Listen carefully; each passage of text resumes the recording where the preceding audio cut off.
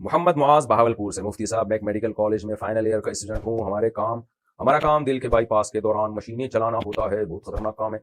Degree مکمل ہونے کے بعد ایک آپشن یہ ہے کہ میں تبلیغ میں 4 مہینے لگاؤں اور آن لائن عالم بن کے دین کی خدمت کروں. لیکن میرا دل یہ کہتا ہے کہ میں MBBS کروں اور اسپیشلائزیشن کر کے اپنے علاقے کی غریب عوام کی خدمت کروں. اس صورت میں عالم بن کے دین کی خدمت نہیں کر سکوں گا. میرے لیے کون سا راستہ زیادہ بہتر ہے؟ بھائی صاحب، جب آپ میڈیکل کالج میں فائنل پہنچ چکے ہیں تو اب اسی کو کمپلیٹ کریں.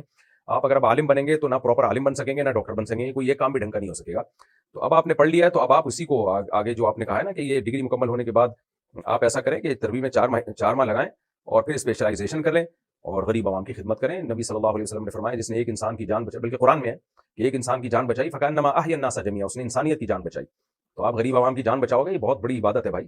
تو اس لیے اب ایک ہی فیلڈ میں آپ مہارت پیدا کریں اور جو ضروری مسائل ہیں وہ علماء سے پوچھ لیا کریں یا آن لائن شارٹ کورسز کر لیں. میرے بھی تفسیر کے لیکچر ہیں، مفتی طارق مسعود اسپیچز پہ 500 سے زیادہ لیکچر ہیں قرآن کی تفسیر کے، وہ سن لیں تو بنیادی علوم انشاءاللہ آپ کو حاصل ہو جائیں گے. لیکن اب ایک فیلڈ کو آپ فوکس کریں جو میڈیکل سائنس ہے، تو اسی کو پراپر وے میں اسی کو فوکس کریں.